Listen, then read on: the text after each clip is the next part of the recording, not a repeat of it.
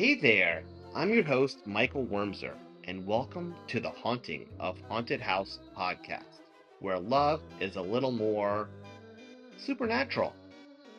In this horror comedy podcast, we dive into bizarre, hilarious, and oddly romantic tales of people who fall head over heels for ghosts. Yep, you heard that right. Love stories with the dead. Haunted houses that aren't just creaky, but flirty. And more spooky fun than you can handle. All brought to you by Coyote Studios, exclusively through Halloween. So grab your ghost hunting gear and prepare to fall in love with the afterlife. And don't forget to like and subscribe.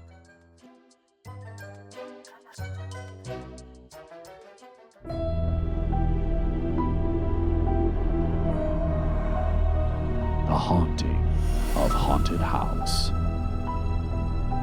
Chapter 1.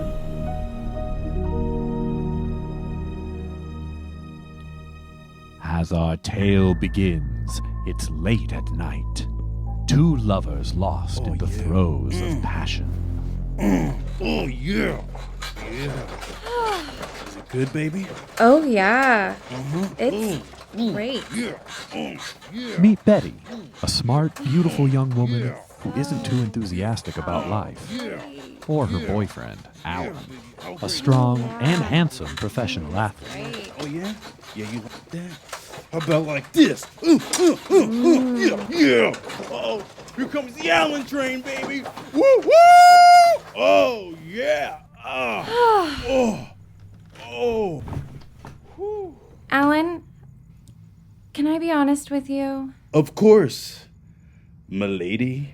We've been seeing each other for, 2 months now? 2 wonderful months. And I've got to tell you, there's one part of our relationship that is just really lacking.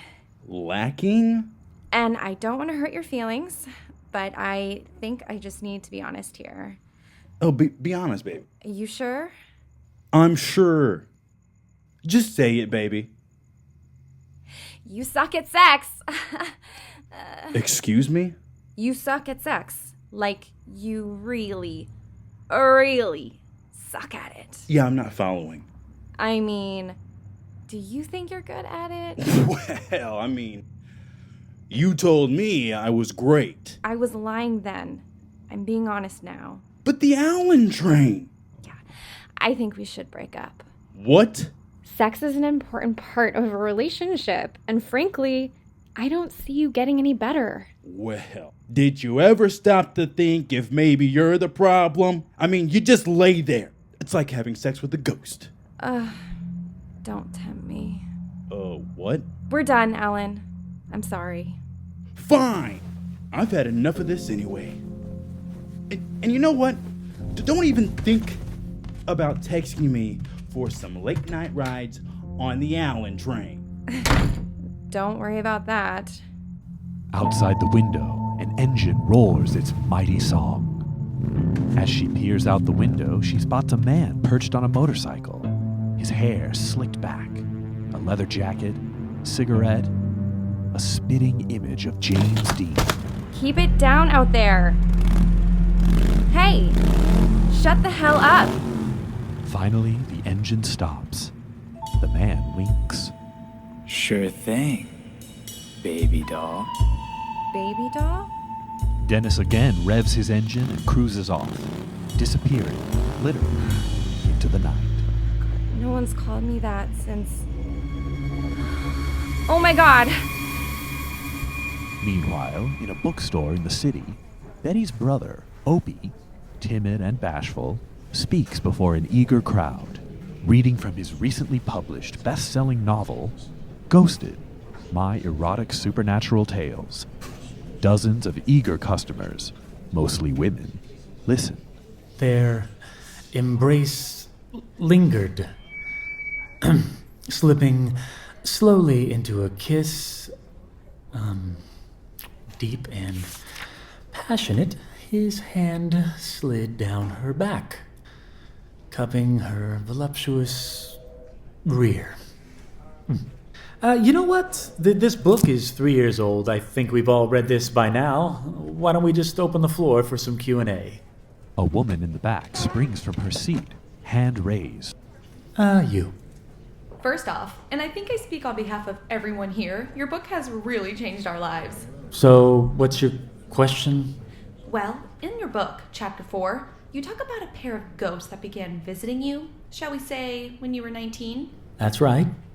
In the book, you didn't give much detail, but you alluded to them being... Cheerleaders. Exactly. So do you think it's possible, seeing as how cheerleaders are just about every young man's fantasy, that these ghosts might have actually been some sort of unconscious manifestation that you came up with to deal with... To deal with the death of my mother? Let me answer this as plainly as possible. No. These ghosts were real. Very real. Their haunting was real. So the intercourse you had with them was real? I'm by no means a paranormal expert, so I don't know what the exact term would be, but yes, it was very real. I think that's enough for today. If you stay, I think we're gonna have, Just then, voices echo. Give me an O. Give me a P. Give me an I. Give me an E. What's that spell? What? It can't be. Appearing in the back of the room are 2 cheerleaders, pom-poms waving, their cheer uniforms modest, not too revealing. Almost like they are from another time. Opie looks around, confused. Is no one else seeing them? Am I going crazy? Now give him a B. And a J. What's that spell? Suddenly, the cheerleaders appear right next to Opie, their hands all over him. BJ. Wait, whoa, no, not right now.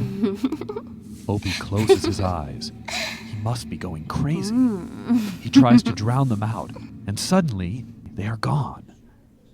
Opie shakes his head, clearing his mind, and notices the room full of people looking at him, and the noticeable erection in his slacks. We're going to have a book signing, so if you'd like your copy autographed, meet me at the table. As Opie hurries from the stage, his cell phone rings. I'm about to do a signing, Betty. Can I call you back? Opie, the strangest thing just happened. It is unreal. Oh, you're not doing coke again, are you? Betty wipes the white from her nose, having literally just done another line of coke. No. Then what was so unreal? I saw him. Who? Dennis. Who? You know. Dennis? The dead Dennis? The ghost? Yeah. I think I remember him. Well, he's back. Are you sure? Pretty sure. Opie shakes his head in disbelief, refusing his situation, or Betty's, is real. This can't be happening. It's like he was calling for me, beckoning me. Betty? I just saw the cheerleaders. Are you sure? Oh, yeah, I'm pretty sure. We both can't be going crazy at the same time.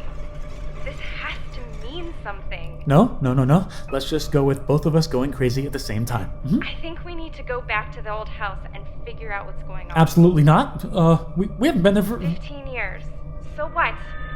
I don't know about you, but I can't have these ghosts popping back up and derailing my life. Have you talked to Dad? I was going to ask you the same thing. Ed, their father, a dignified man in the elder years of life, sits at home in his old recliner with a framed photo in hand.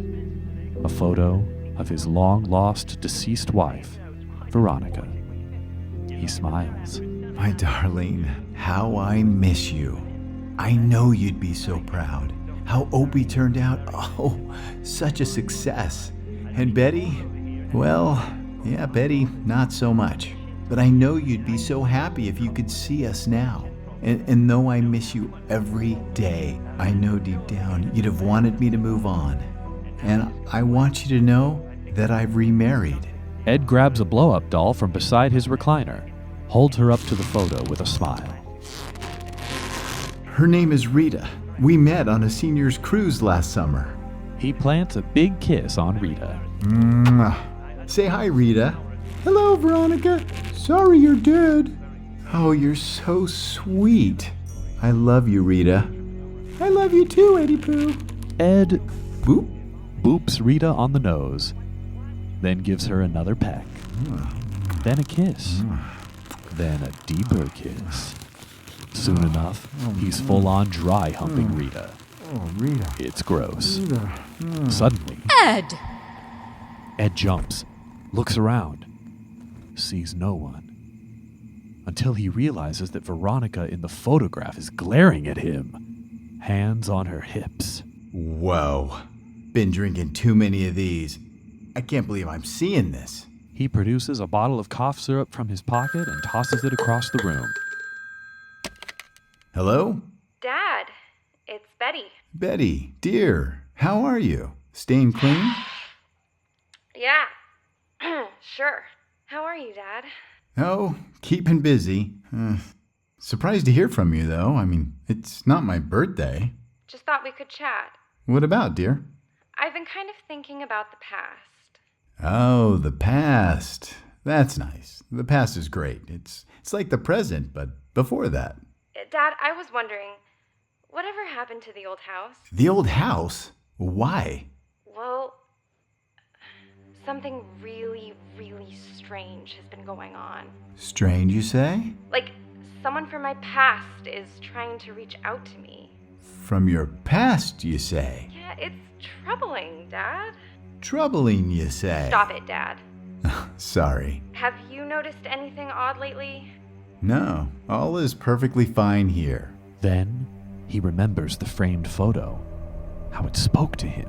Actually, maybe something a little odd. But why on earth would that make you want to go back there? I can't explain it, but I feel as if some force is trying to pull us back. Us? Opie is getting the feeling too. I don't know. It would mean a lot to us if you came to the house with us, Dad. You know how hard it was to live in that house after... Mom dying. I know life hasn't been easy for you or Opie since leaving that house. And I want to help my children. But I just don't know if I can go back there, honey. Are you sure? I'm sure. I hope to see you soon, Dad. Maybe at Christmas. Then I can introduce you to your new stepmother. Bye, Dad. They hang up. Ed looks to Rita. He smiles. Thinks. Then... Hello, Rita.